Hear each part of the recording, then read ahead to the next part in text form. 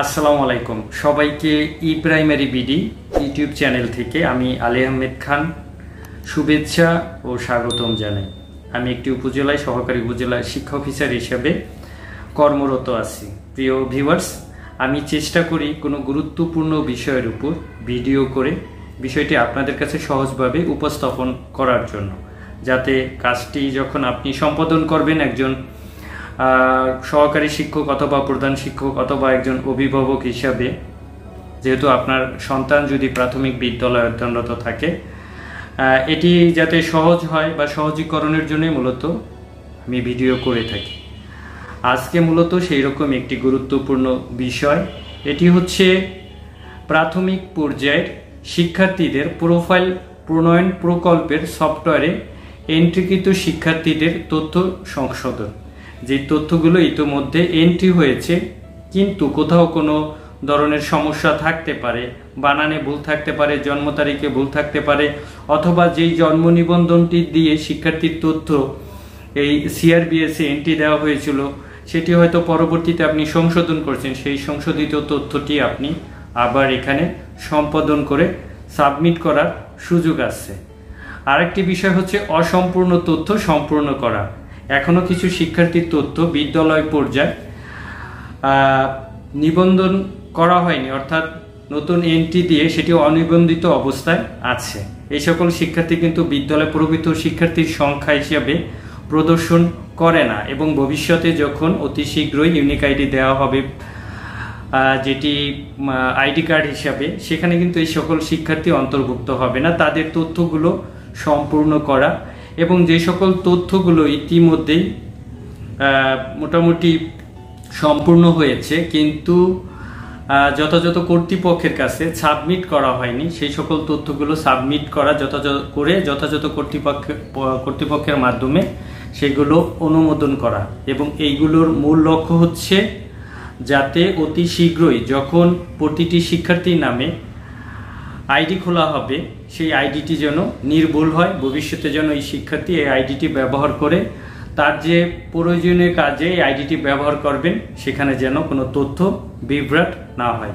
এই সংক্রান্ত চিঠিটি গত 14 আগস্ট 2024 খ্রিস্ট তারিখ প্রাথমিক শিক্ষা অধিদপ্তর থেকে ইতিমধ্যে উপজেলা পর্যায়ে বা ফিল্ড লেভেলে দেওয়া হয়েছে এবং এটি আমরা ইতিমধ্যে শিক্ষকদের কাছে পৌঁছে দিয়েছি। এখানে যে মূলত 4টি বিষয়ের উপর গুরুত্ব দেওয়া হয়েছে। প্রথমটি হচ্ছে প্রকল্পের সফটওয়্যারে এন্ট্রিকৃত অনিবন্ধিত এবং নিবন্ধিত শিক্ষার্থীদের জন্ম নিবন্ধন ও পিতামাতার জাতীয় পরিচয়পত্রে তথ্যগত ভুল সংশোধনের জন্য প্রতিটি প্রতিষ্ঠান প্রধানগণ অভিভাবকদের অবহিত করবেন।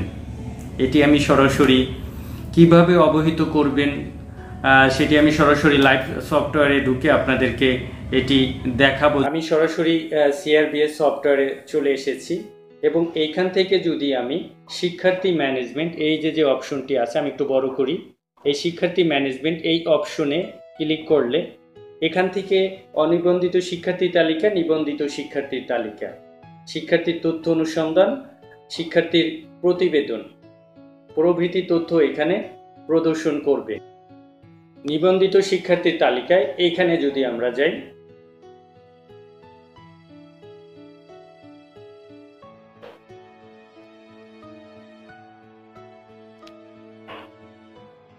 এই যে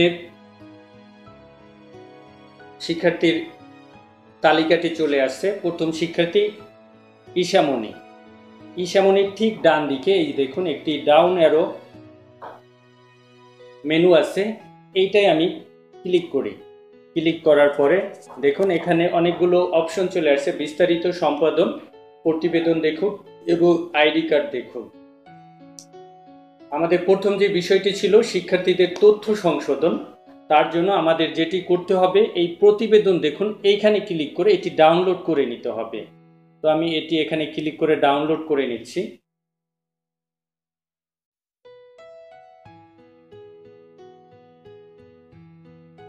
দেখুন এটি ডাউনলোড হয়ে গিয়েছে এবং এটি যদি আমি ওপেন করি,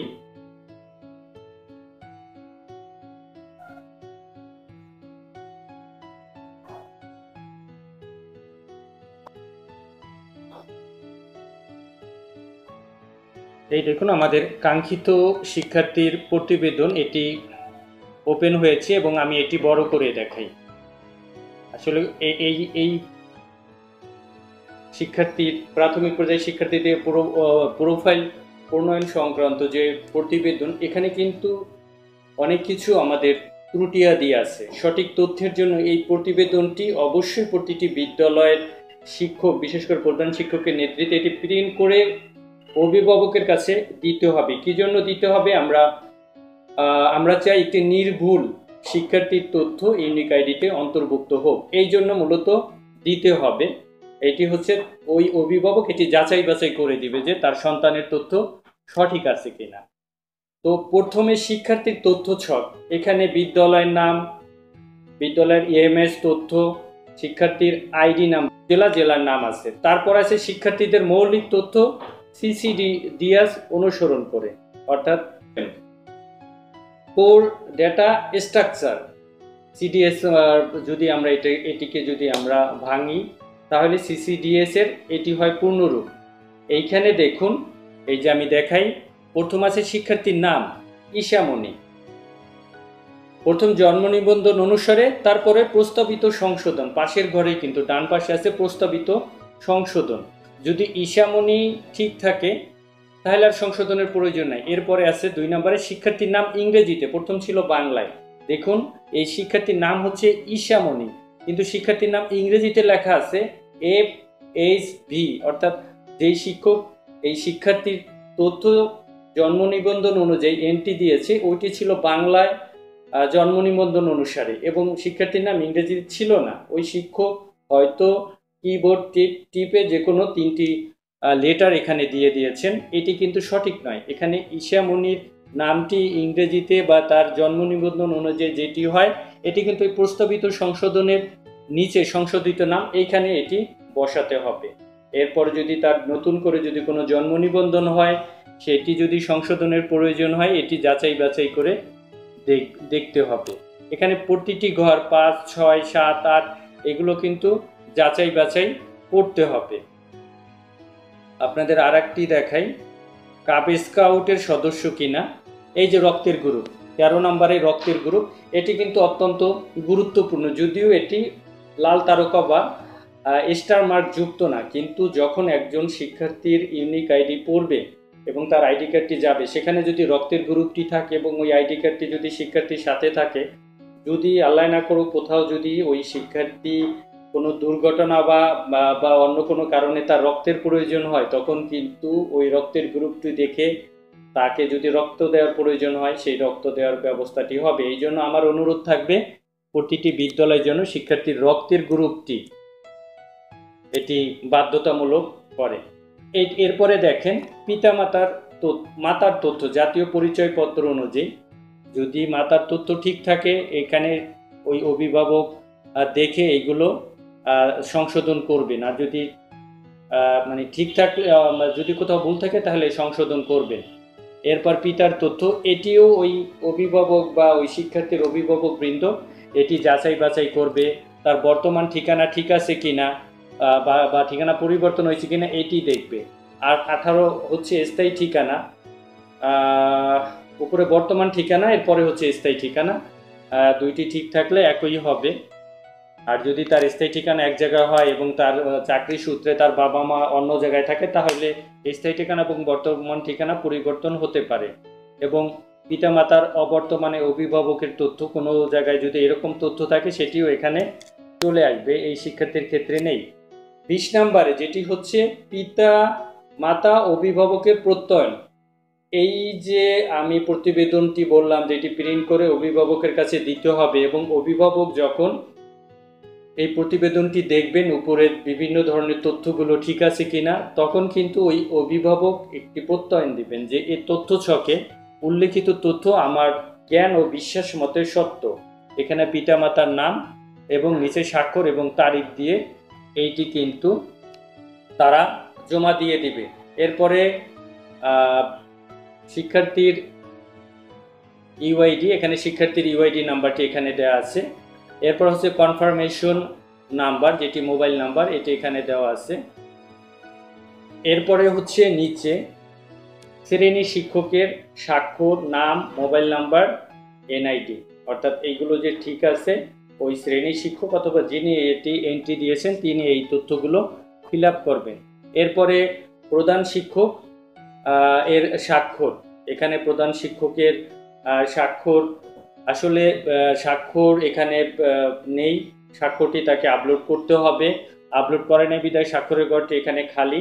এরপরে নাম, মোবাইল নাম্বার এবং এনআইডি, অর্থাৎ এই শিক্ষকই শ্রেণী শিক্ষক হিসেবে এটি মূলত এন্ট্রি দিয়েছেন। আর যদি সহকারী শিক্ষক এখানে এন্ট্রি দিতেন, তার নাম, তার মানে স্বাক্ষর, মোবাইল নাম্বার, এনআইডি প্রভৃতি তথ্য এখানে চলে আসতো।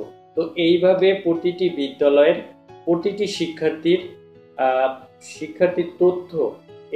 তথ্য প্রিন্ট দিয়ে ওই শিক্ষার্থীর অভিভাবকের কাছে দিতে হবে এবং সঠিক তথ্যটি এবং এইটি সঠিক আছে কিনা তা যাচাই বাছাই করে যদি কোথাও ভুল থাকে সেই ভুলটি আবার সংশোধন করতে হবে।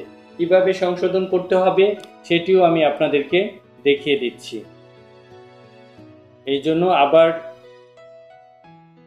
গুগল ক্রোমে যেতে হবে বা ওই সিআরবিএসে যেতে হবে এবং যেই শিক্ষার্থীর তথ্য ভুল হবে সেখানে আবার ডান পাশে এই ডাউন অ্যারো মেনু থেকে এই সম্পাদনে যেতে হবে। সম্পাদনে গেলে কিন্তু এই শিক্ষার্থীর তথ্য যেখানে যেখানে সংশোধনযোগ্য সেই তথ্য কিন্তু এখানে সংশোধনের একটি সুযোগ আছে। এখানে শ্রেণী পরিবর্তন, বিভিন্ন ধরনের তথ্য কিন্তু এখান থেকে এখন সংশোধন করা যাবে। তো সেই ক্ষেত্রে আবার সংশোধন করে এটি সেভ করে এবং যথাযথ কর্তৃপক্ষের কাছে সাবমিট করে এটিকে সংশোধন করে নিতে হবে, তাহলে কিন্তু একটি নির্ভুল ইউনিক আইডি পাওয়া যাবে। এছাড়াও যেটি দেখা যায়, আমরা যদি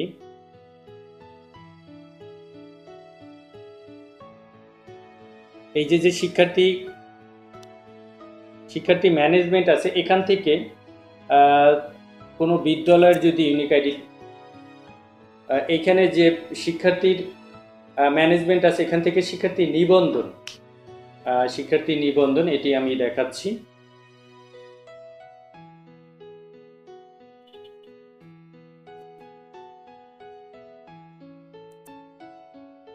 এই যে একটি বিদ্যালয়ের প্রধান শিক্ষকের আইডি দিয়ে লগ ইন করা হয়েছে এবং এখানে যদি শিক্ষার্থী ম্যানেজমেন্টে যাওয়া হয়, এখানে দেখুন শিক্ষার্থী নিবন্ধন। এইখান থেকে আপনি যখন একজন শিক্ষার্থীকে যথাযথ পদ্ধতিতে নিবন্ধন করবেন, নিবন্ধন করে আপনি প্রথম ধাপ অথবা দ্বিতীয় ধাপ আপনি করে রাখলেন এবং এই শিক্ষার্থীর তথ্য তখন দেখা যাবে যে অনিবন্ধিত শিক্ষার্থীর তালিকায় আছে। তো যদি এই স্কুলে কোনো অনিবন্ধিত শিক্ষার্থীর তালিকায় নাই, এরকম যদি আপনার স্কুলে থেকে থাকে সেই তথ্যগুলো আপনাকে সম্পূর্ণ করে সেই তথ্যগুলো কিন্তু যথাযথ কর্তৃপক্ষের কাছে সাবমিট করে সেটি অনুমোদন করে নিবন্ধন করে নিতে হবে এবং নিবন্ধন করার পরে প্রাথমিক শিক্ষা অধিদপ্তর বা প্রাথমিক ও গণশিক্ষা মন্ত্রণালয় থেকে বা সিআরবিএস যেই কর্তৃপক্ষ দেখে তারা কিন্তু এটি একটি ইউনিক আইডি চূড়ান্তভাবে অনুমোদন হলে একটি 10 ডিজিটের ইউনিক আইডি করবে তাদের কর্তৃক অনুমোদনের পরে। তো এই কাজটি আপনাদের করতে হবে। আরেকটি বিষয় হচ্ছে এই যে আপনাদের ইউনিক আইডির যে আইডিটি হবে, এই আইডিটি আসলে কেমন হবে দেখতে, আমরা যদি সেটি যদি আমরা একটু এক নজরে দেখি। এই আমি বড় করে দেই। ঠিক এটি হচ্ছে একজন শিক্ষার্থীর ইউনিক আইডি কার্ড, যেটি ওই শিক্ষার্থীকে প্রাথমিক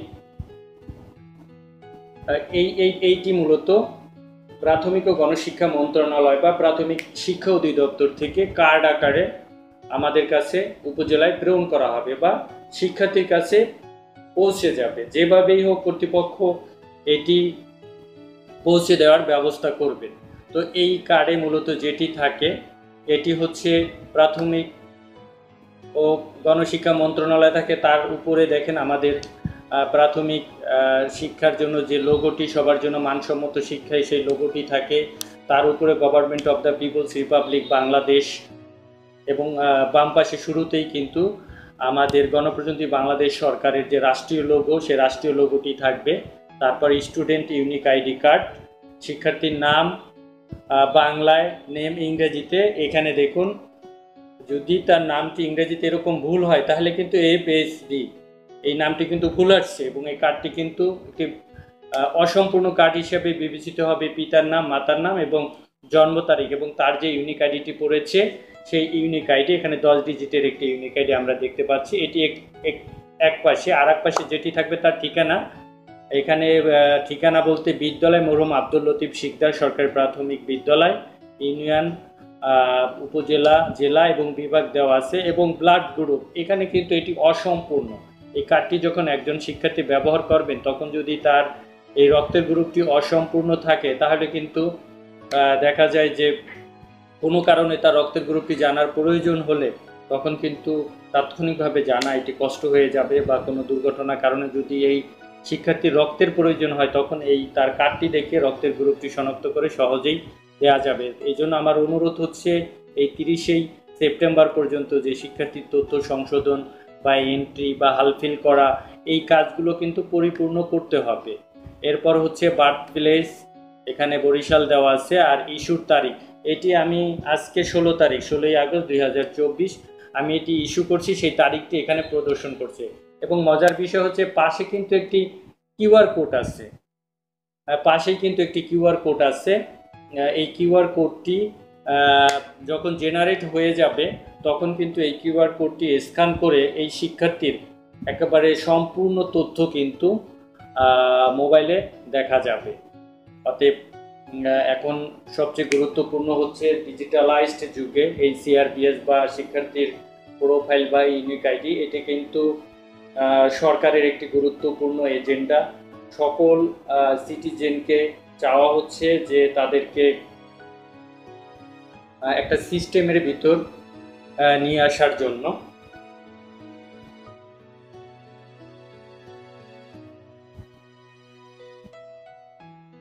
সো ভিউয়ার্স, আপনারা ভিডিওটি দেখলেন।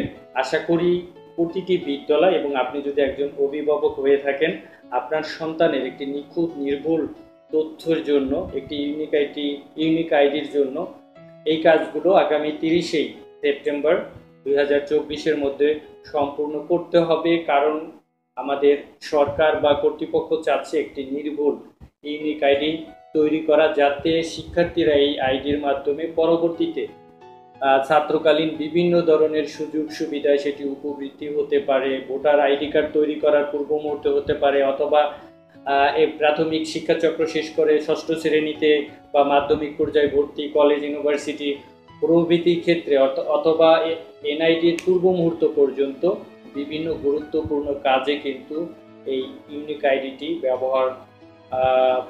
ব্যবহৃত হবে। এই জন্য এই ইউনিক আইডির তথ্যগুলো যেন নির্ভুল হয়, সেই জন্য সবাইকে একত্রে কাজ করতে হবে। তো সবাই ভালো থাকবেন, সুস্থ থাকবেন। আমার এই ভিডিওটি ভালো লাগলে অবশ্যই আমার এই চ্যানেলটি সাবস্ক্রাইব করবেন। আমি চেষ্টা করেছি কিভাবে আপনারা নির্ভুল শিক্ষার্থীর তথ্য এন্ট্রি দিতে পারেন অথবা সংশোধন করতে পারেন, এই জন্য এই ভিডিওটি করা হয়েছে। আমার কষ্ট বা আমার প্রয়াস যদি সার্থক হয় তাহলে আমার কাছে ব্যক্তিগতভাবে ভালো লাগবে। আল্লাহ হাফেজ।